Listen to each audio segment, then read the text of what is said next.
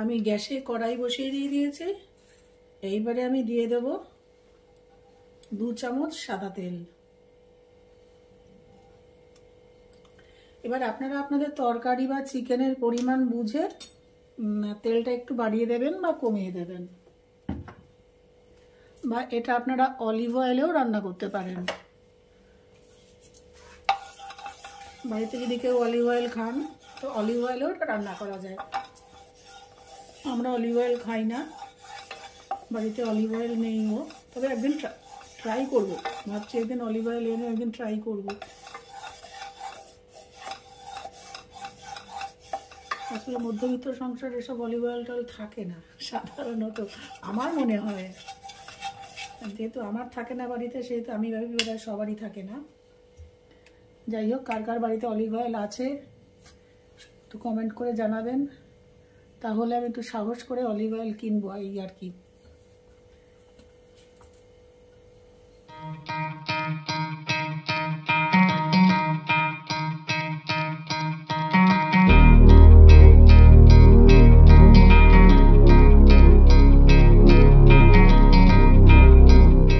তেল গরম হয়ে গেছে, আমি দিয়ে দিচ্ছি, আমি একটু রসুন কুচি করে রেখেছিলাম, রসুন কুচি।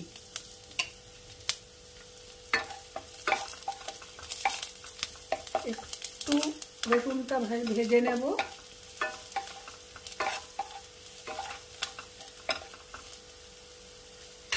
এই রেসিপিটা আপনারা বাচ্চাদের লাঞ্চে, ডিনারে, ব্রেকফাস্টে সব কিছুতে ব্যবহার করতে পারেন, বা যারা ডায়েটে আছেন তারাও এটা ব্যবহার করতে পারেন। খুব একটা হেলদি খাবার এবং মুখরোচক।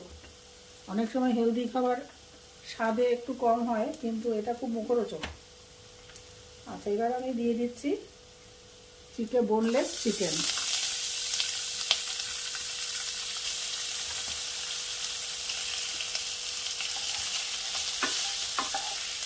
চিকেনের পিসগুলো আপনারা ছোট বড় ইচ্ছা মতন করতেই পারেন।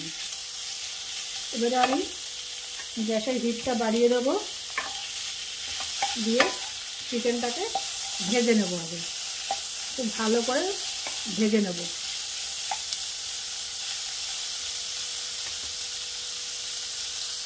ভালো করে চিকেনটাকে ভেজে নিয়েছি।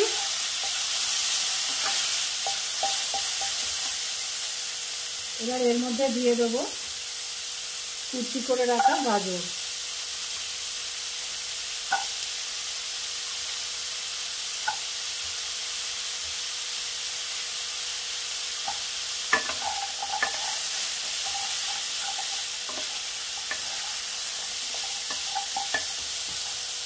আমি সবজিটা একটু বেশি দেওয়ার চেষ্টা করেছি, যাতে একদম পুষ্টিগুণটা একদম ভালো পরিমাণে থাকে।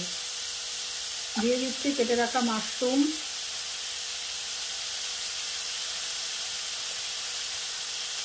দিয়ে দিচ্ছি বিনস, ফ্রেঞ্চ বিনস ছোটো ছোটো কুচি করে রেখেছিলাম। আপনারা ইচ্ছা করলে এর থেকেও ছোটো কুচি করতে পারেন।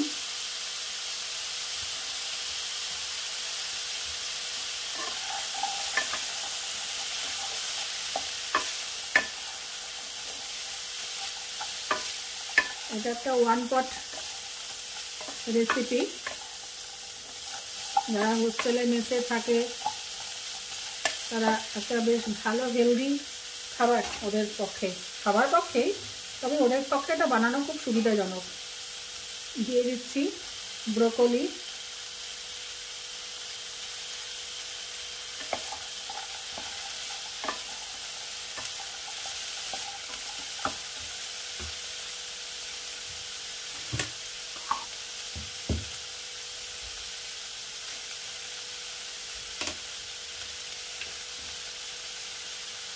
এবারে দিয়ে দিচ্ছি বড় বড় করে কেটে নিয়েছি একটু পালং শাক, স্পিনাচ দিয়ে দিলাম, একটু পালং শাক। এবারে দিয়ে দেব পরিমাণ মতো স্বাদ অনুযায়ী একটু লবণ। একটু নাড়িয়ে নেব।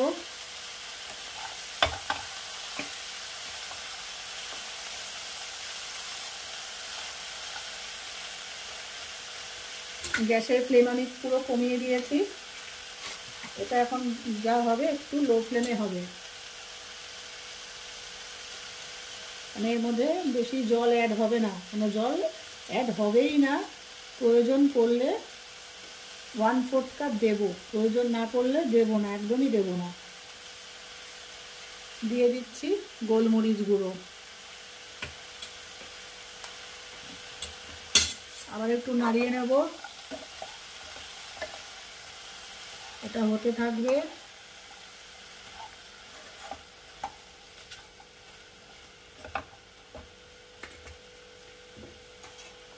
দিয়ে দেব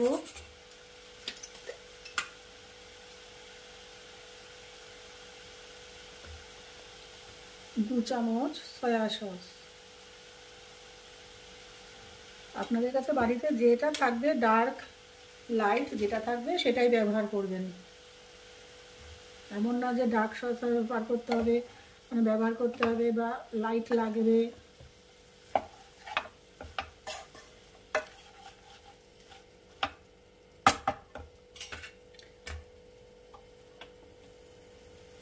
আচ্ছা, দিয়ে দিচ্ছি হাফ লেবুর রস।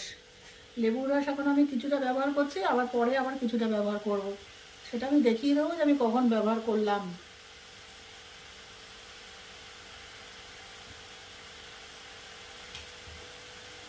এইবারে এটা পুরোটা লো ফ্লেমে হবে। ঢাকনা দিয়ে দেবো, ঢাকনা দিয়ে এটা লো ফ্লেমে মিনিট 10 আমি হতে দেব।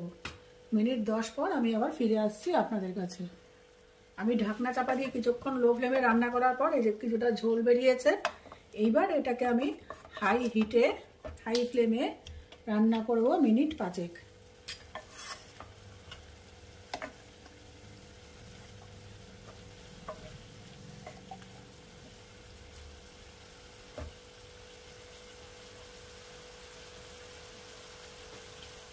লো ফ্লেমে রান্না করার পর আরও কিছুটা জল বেরিয়েছে। এই জলটা এর মধ্যেই শুকাবে, আর তার সাথে সাথেই সবজিগুলো সেদ্ধ হয়ে যাবে। এখানে কিন্তু কোনো হলুদ পড়বে না। এরপরের দুটো জিনিস আছে, সেটা আমি পরে মেশাচ্ছি। এখানে গাজর, মাশরুম, চিকেন, ব্রোকলি সব সিদ্ধ হয়ে গেছে, ওই জলে সিদ্ধ হয়ে গেছে। আমাকে কিন্তু এক্সট্রা কোনো দিতে হয়নি, জল দিতে হয়নি। খুব গরম, তাও আমি দেখাচ্ছি। এই দেখুন, খুব গরম,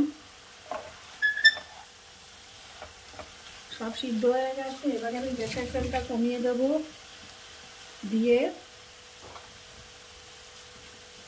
উপর দিয়ে আরেকটু গোলমরিচ গুঁড়ো,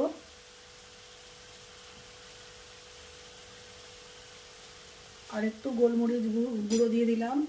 আপনারা আপনাদের স্বাদ অনুযায়ী দেবেন। দিয়ে দিচ্ছি কেটে রাখা একটু রসুন পাতা, আর দিয়ে দিচ্ছি কেটে রাখা একটু পেঁয়াজ পাতা, মানে স্প্রিং অনিয়ন পোশাকি ভাষায় যেটা বলে, কিন্তু আমরা নর্মাল ঘরোয়া পেঁয়াজ পাতা রসুন পাতাই বলি। দিয়ে একটু নাড়িয়ে চাড়িয়ে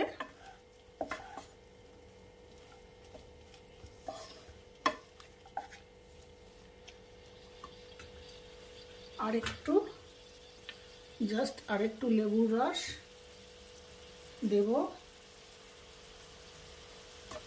নুন লাগলে আপনারা এরপরে একটু বিট নুন উপরে ছড়িয়ে দেবেন। এর মধ্যে এখন আর লবণ দেওয়ার দরকার নেই। যদি কেউ একটু লবণ লাগে কারো, তাহলে সার্ভ করার পর একটু লবণ ছড়িয়ে দেবেন।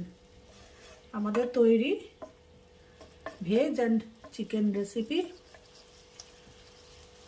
আমি প্লেটিং করে ফিরে আসছি আপনাদের সামনে।